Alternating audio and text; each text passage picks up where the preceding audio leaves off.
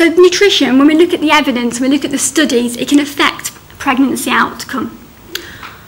So it's important to eat well in pregnancy to give your baby the best start in life. But what do we mean by pregnancy outcome?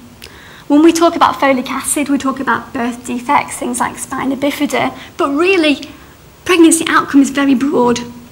So these are some examples of different poor pregnancy outcomes. So having a very low birth weight baby, which is defined as baby less than 2,500 grams, or equally having a very large baby, and we'll see some pictures in a moment. Fetal alcohol syndrome, obviously attributed to alcohol consumption early in pregnancy. Hypospadia, which is a birth defect in males where the urethra comes out of the underside of the penis.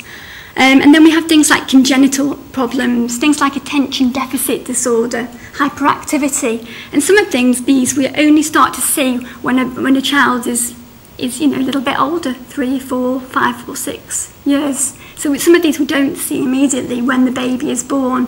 A baby may look healthy, but these may be underlying outcomes that could be attributed to poor nutrition, poor lifestyle habits in pregnancy. Cerebral palsy, I'll be talking about magnesium a little bit later on. It's been linked to cerebral palsy, heart and limb defects, preterm births, and another malformation, a rectal malformation, a defect. So yes, these can be attributed to nutrition, but also we need to look at the broader picture. It can be attributed to environmental factors, genetics, age of conception, and lifestyle factors. So this picture was provided by a paediatrician, and this shows a baby born with spina bifida.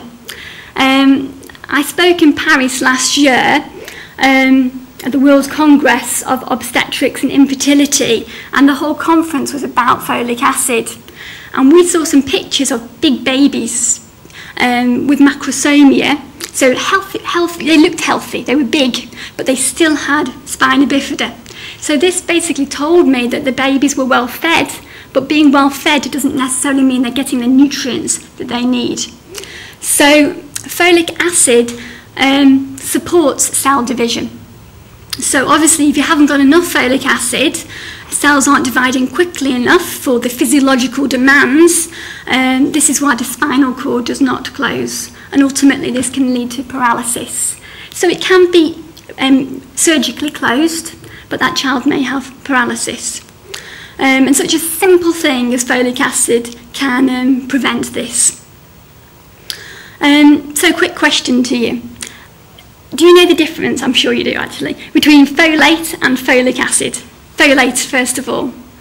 Do we know? Okay, I'll tell you. So sometimes you go and see a doctor and they'll say you can get everything you need from the diet. How many people think this is truth? Truth. Myth. Good, because that's a complete myth.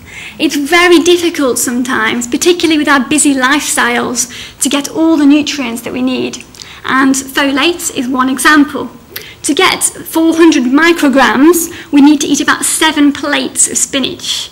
I'm not sure if anybody fancies eating 7 plates of spinach. So this is why folic acid supplementation is recommended for at least 1 month before pregnancy and the first 12 weeks of pregnancy. And that's recommended by SACN, the Scientific Advisory Committee on Nutrition.